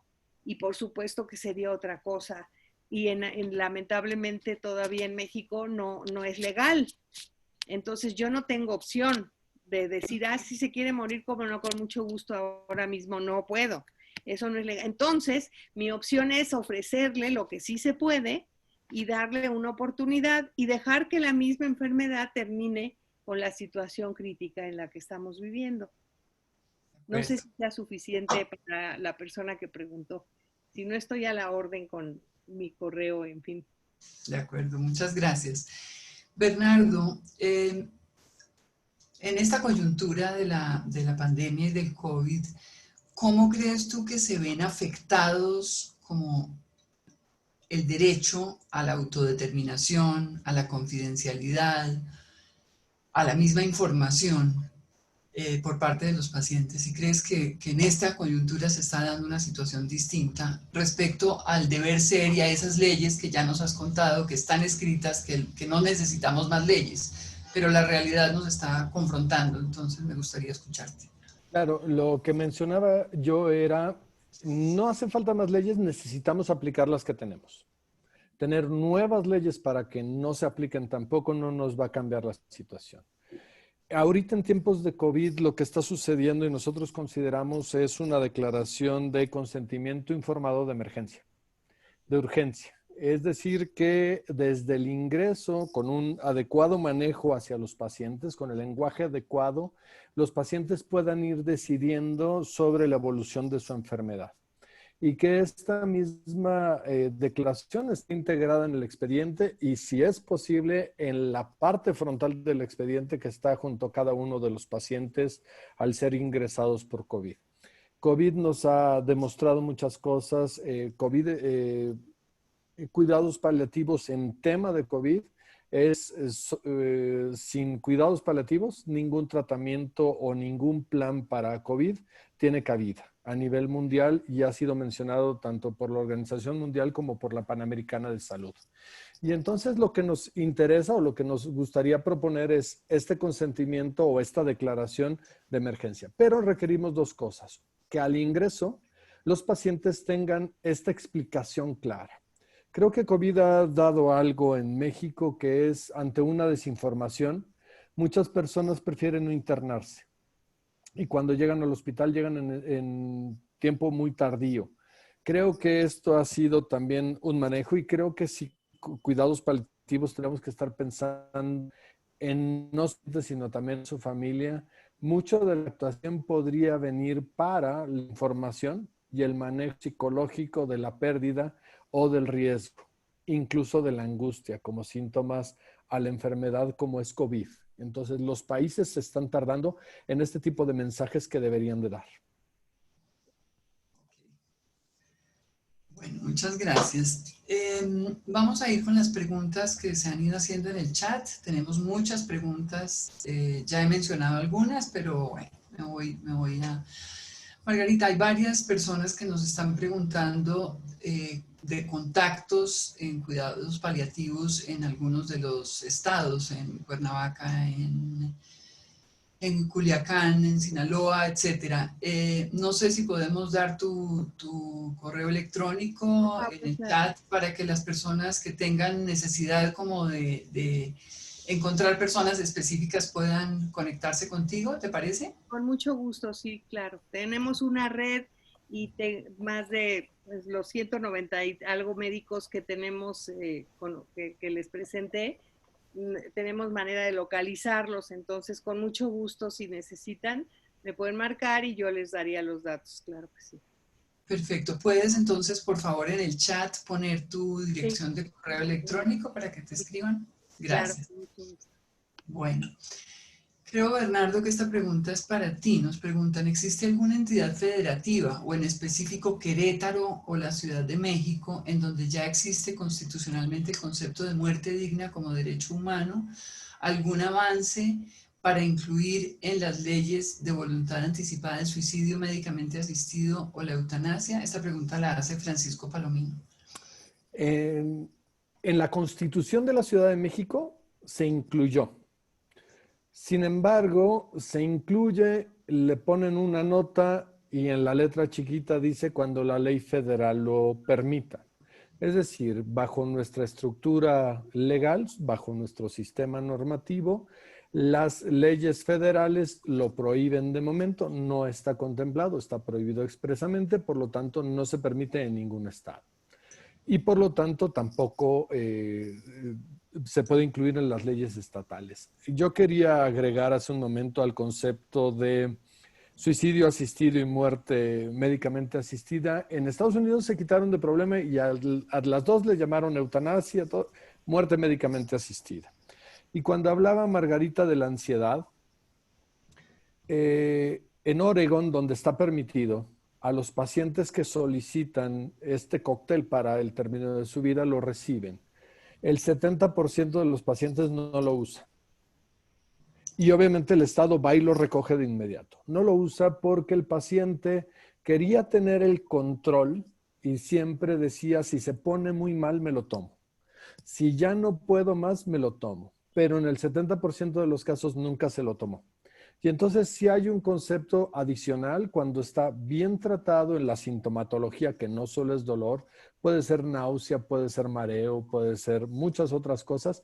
Cuando está bien manejado, las personas están mucho más tranquilas y esto incluso alarga el concepto de vida. Cristina, te quería también comentar, está por aquí Bob Hall, Roberto, que participó y pregunta que si puede agregar algo. Tú nos indicarás si es posible y cuándo. Claro que sí, con mucho gusto y ya es el momento. Bob. Gracias a todos y buenos días. Mira, hay varios comentarios breves, pero nuestro proyecto en Querétaro es diferente de una voluntad anticipada, pero incluye una voluntad anticipada.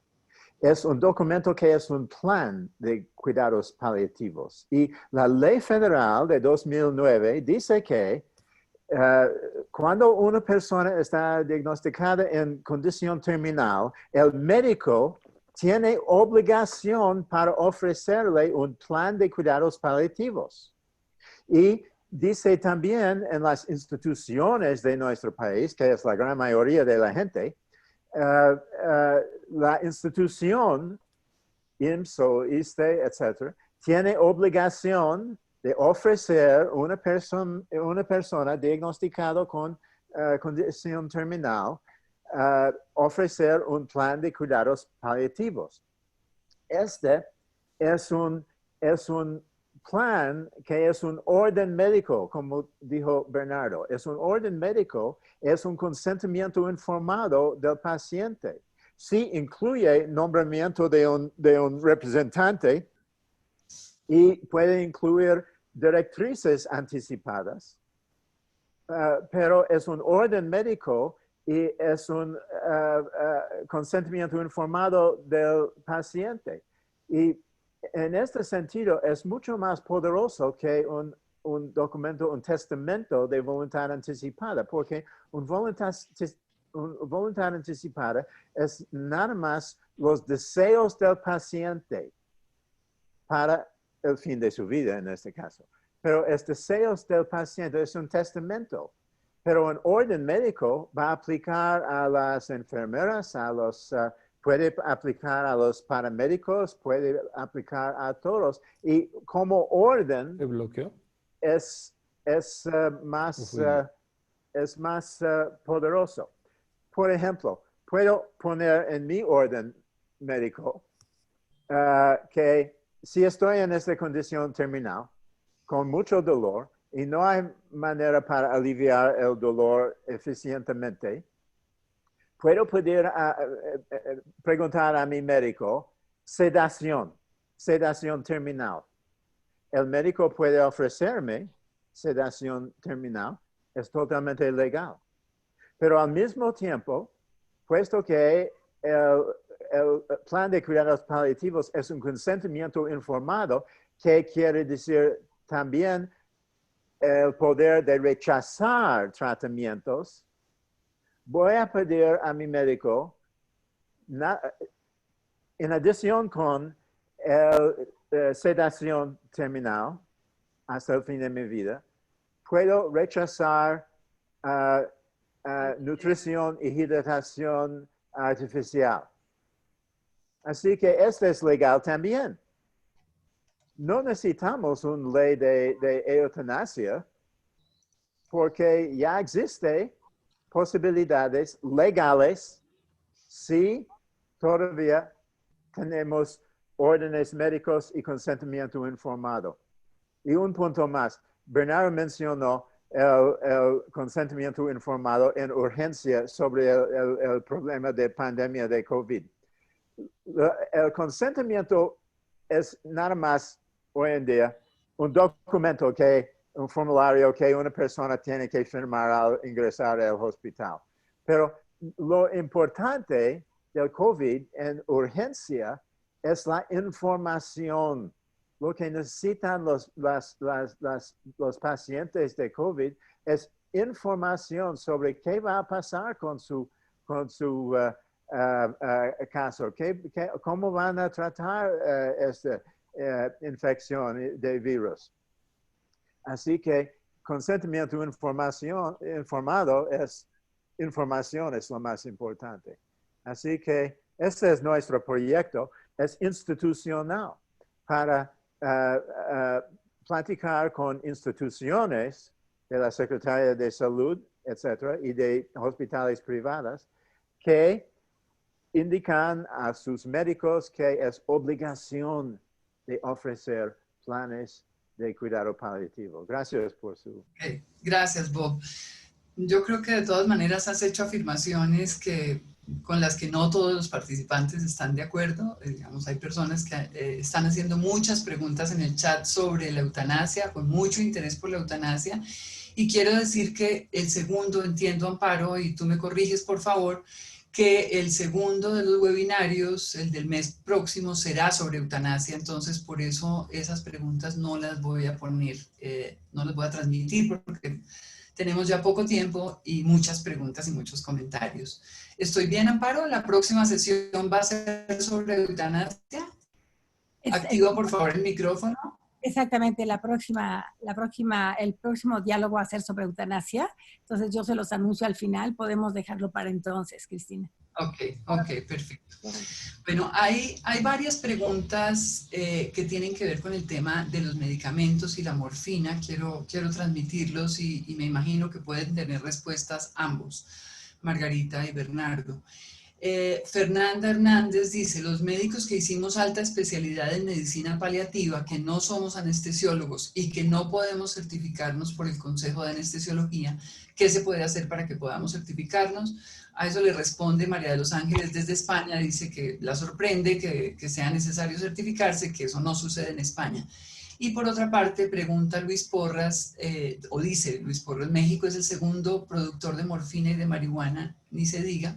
Tenemos recursos, pero ¿de dónde saldrá el presupuesto para otorgar unos cuidados paliativos de calidad?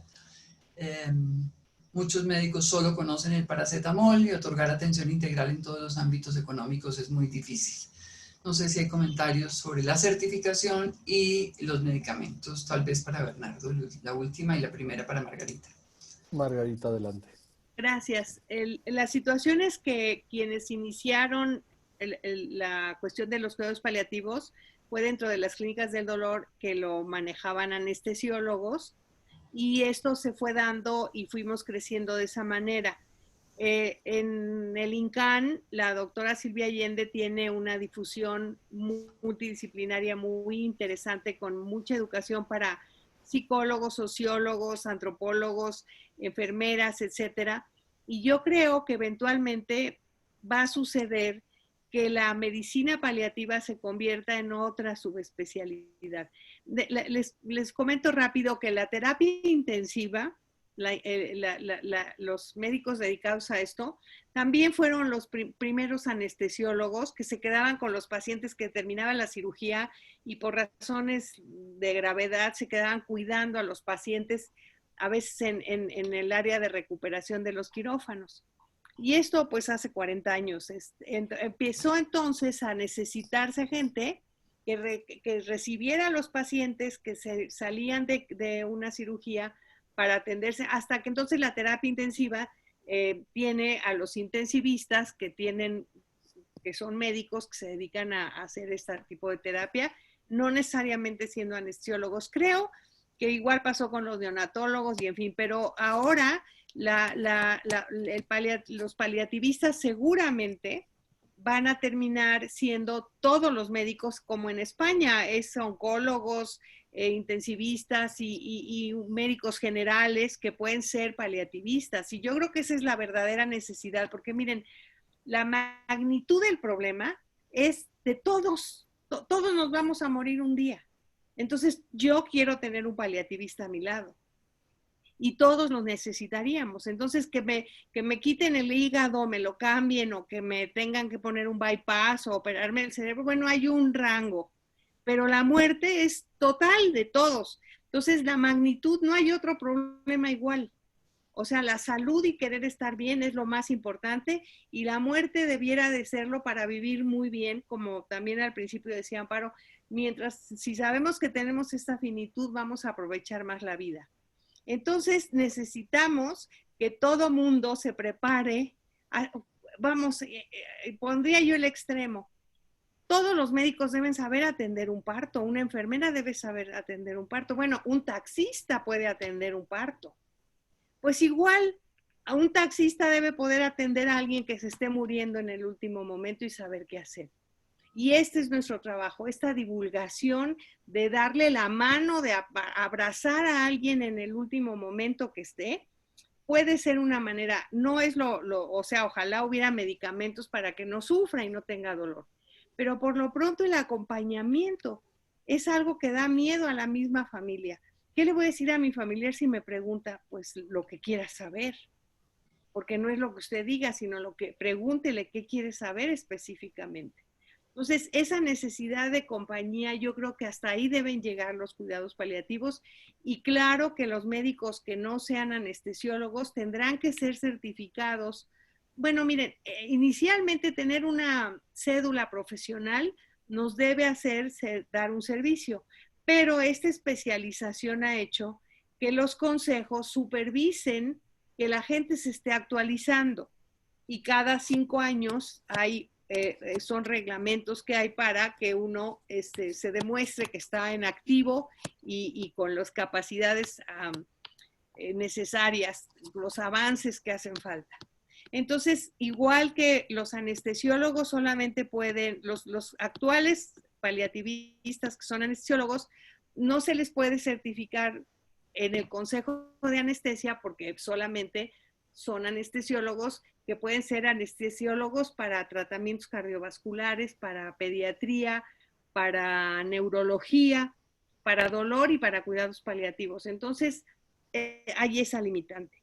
Pero quienes son médicos y no son anestesiólogos tendrán que ir a donde los certifican como médico general, como neurólogo, y todos ellos tendrán que tener esta categoría de paliativista o esperar a que se logre que haya esta especialidad con no sé, se vaya a ver un consejo, un colegio, en fin, somos gregarios y necesitamos unirnos porque la unión hace la fuerza.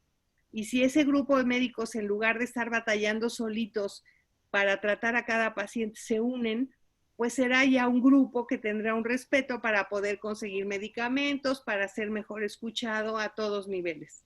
Esa sería la idea, ¿no? No sé si está con la pregunta. Creo que sí. Bernardo, sobre los medicamentos. Creo que nuestro enfoque a nivel país está equivocado. La prevención de las enfermedades siempre va a ser más barato que la curación. Una atención adecuada de cuidados paliativos, incluso en casa, es más barato que un intento de atención curativa cuando ya no hay una alternativa. Pensémoslo en la ocupación de una cama hospital para un paciente en condición terminal contra la atención en su casa. No solo es la cama de hospital, es cerca de 25 personas que dependen para la atención de esa cama hospitalaria, que implican, y no lo quiero limitar nada más a los recursos, sino a la disponibilidad, igual que nos sucede con COVID, de recursos escasos. En una adecuada atención en casa, probablemente con uno o dos, con un médico, con una enfermera, que puedan hacer recorridos a casas atendiendo cuidados paliativos, igual que lo narraba hace un momento Margarita en la atención en casa, ahorraríamos muchos recursos. Ahora bien, la decisión para la adquisición de medicamentos en condiciones óptimas es también una decisión de país y que haya disponibilidad. Si aquí se fabricaran, obviamente provocaría un mejor. Y aquí parte de la legalización de marihuana con efectos terapéuticos también tendría un alto efecto para pacientes en cuidados paliativos. Okay, muchas gracias.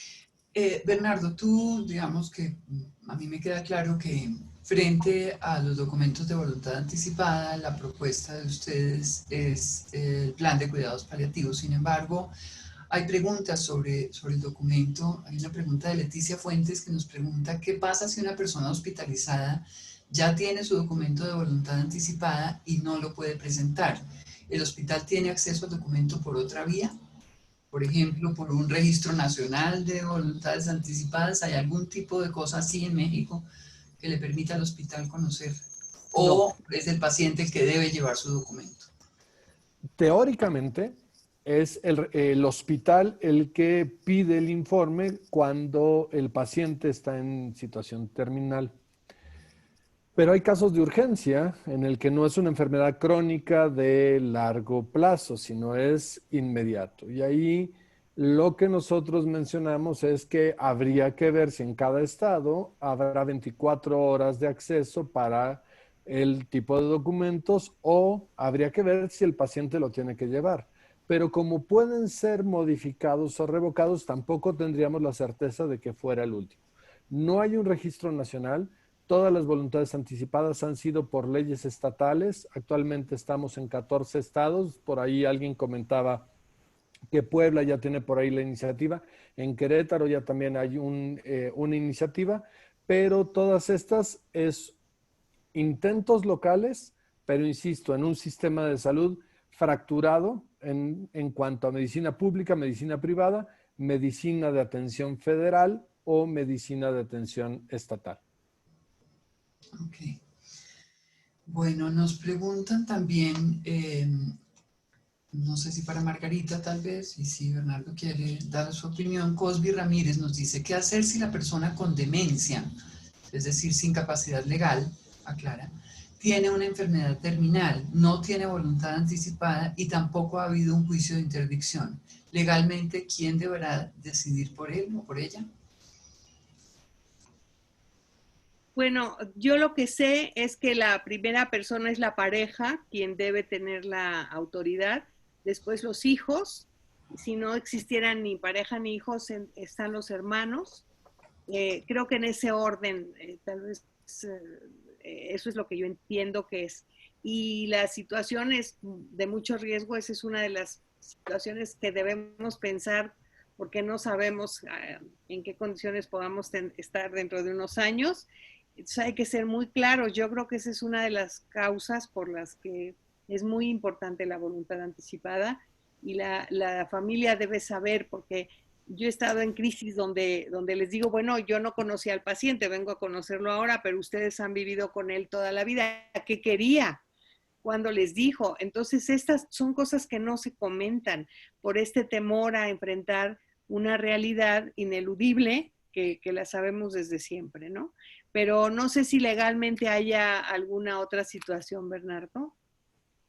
Tienes toda la razón en el orden que dices, pero creo que la vida, digamos que estamos actualmente, nos da muchas variables.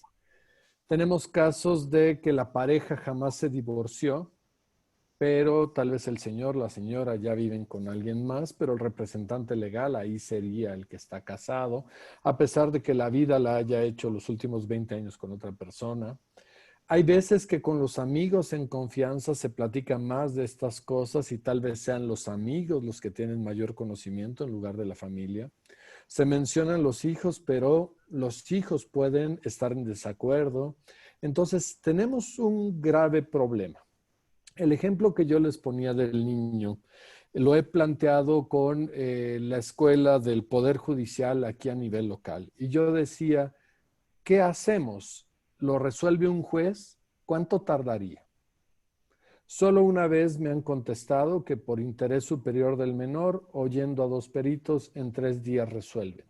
Todo el resto de los casos, a nivel jueces, no sabrían qué hacer si se les plantea este tipo de cosas. Y eso es un déficit también en el conocimiento de los cuidados paliativos en el país. También hemos platicado si el médico debería de intervenir en la designación de un representante para decisiones médicas. Es decir, si el médico debería de apoyarse en aquella persona que tal vez no está en el orden que menciona Margarita, pero que sí es aquella persona que tiene mayor conocimiento o que tiene mayor soporte para las decisiones que tiene que estar tomando el médico. Esto es lo que también buscamos que se convierta en una política institucional de los hospitales al momento del ingreso de los pacientes. Okay.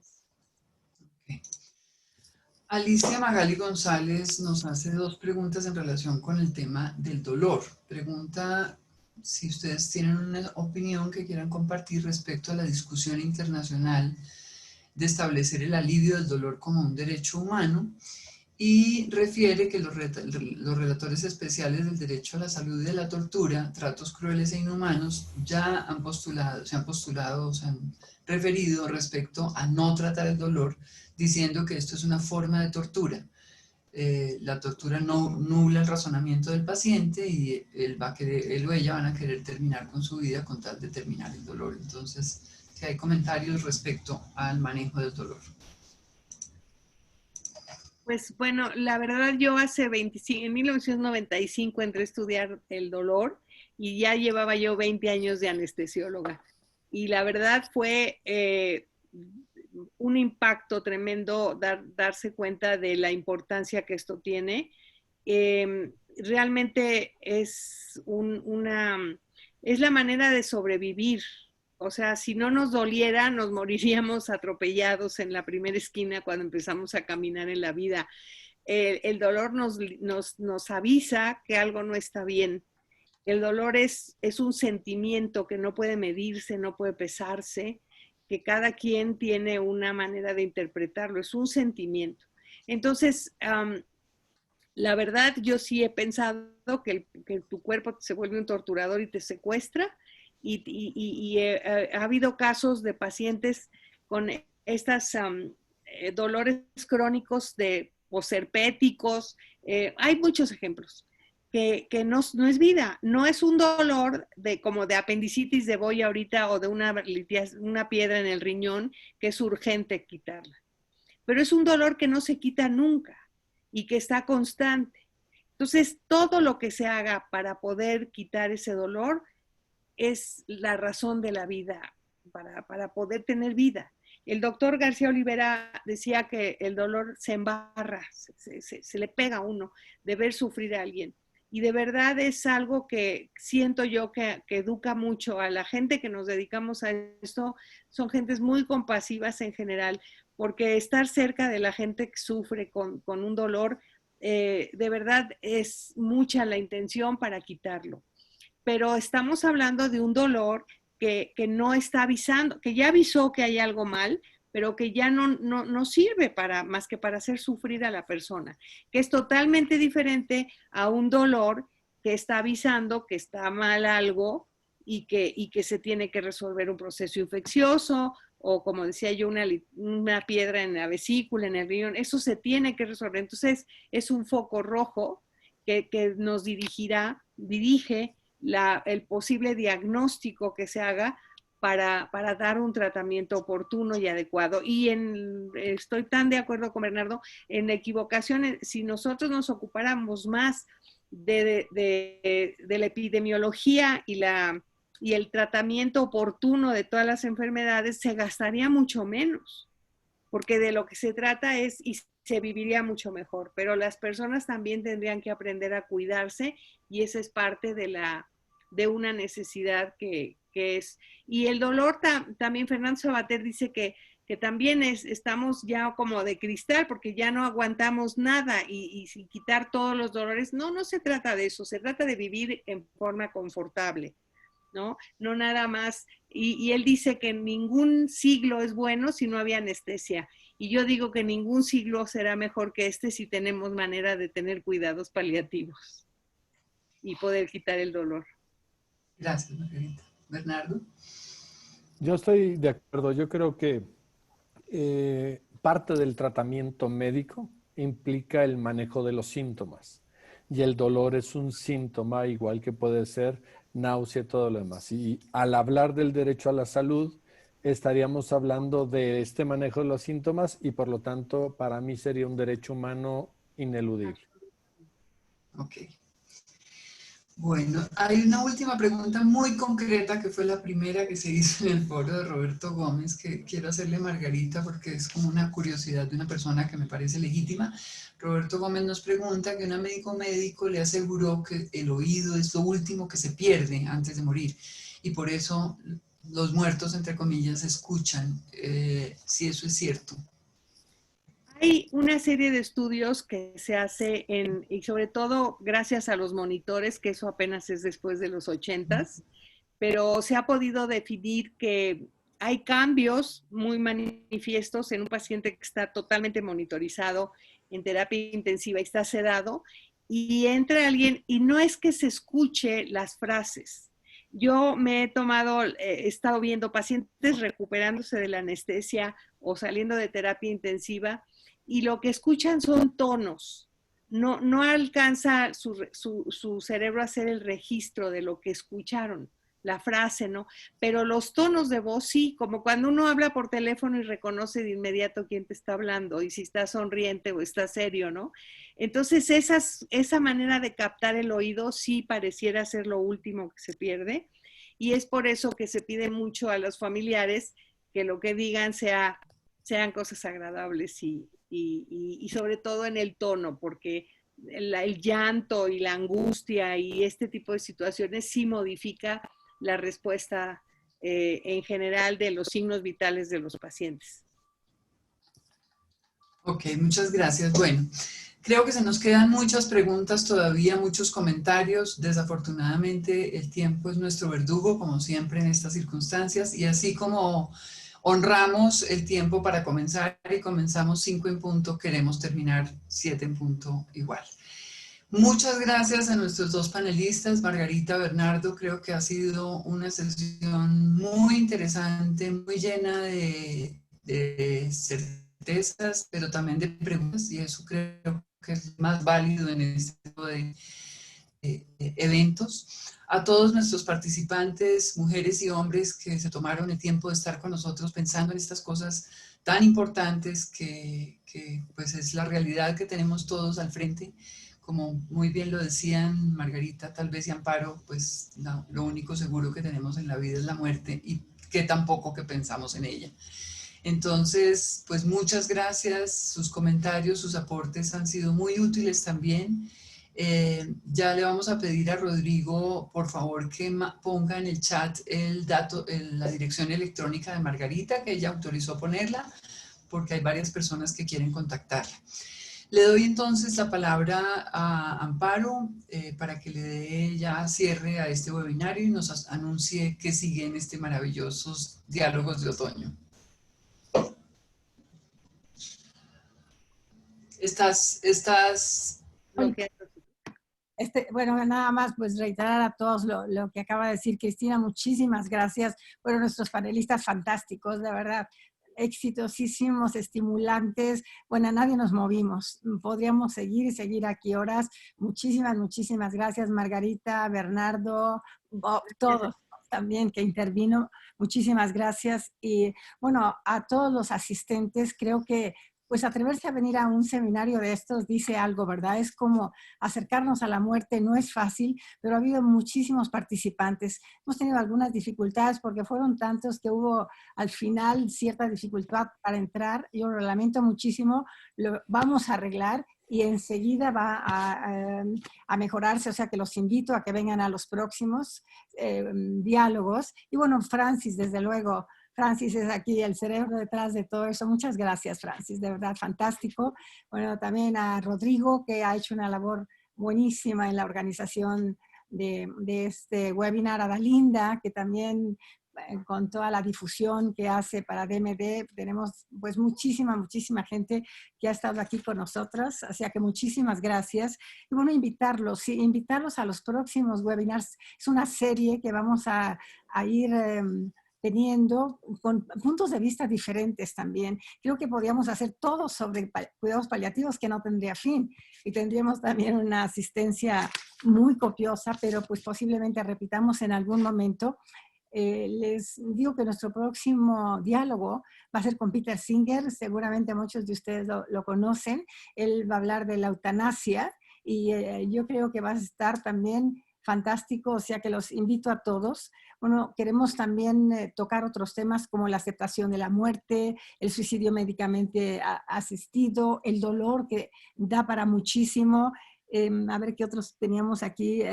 Aquí pensábamos en las asistencias psicológica alternativa al final de la vida, la compasión y el acompañamiento al final de la vida. Lo que decía Margarita, esta necesidad de aprender cómo acompañar a una persona que está con dolor, que se está muriendo. Entonces, por favor, sigan con nosotros. Obviamente les mandaremos a todos pues, las nuevas invitaciones. Va a estar esta plática, va a estar en YouTube. Ya les mandaremos también la liga para que estén, para que ustedes que no pudieron entrar o que lo quieren venir a ver, la atiendan. Y de verdad, muchas gracias y nos vemos, bueno, al próximo diálogo. Hasta entonces. Muchas gracias. Gracias a todos. Muchas gracias.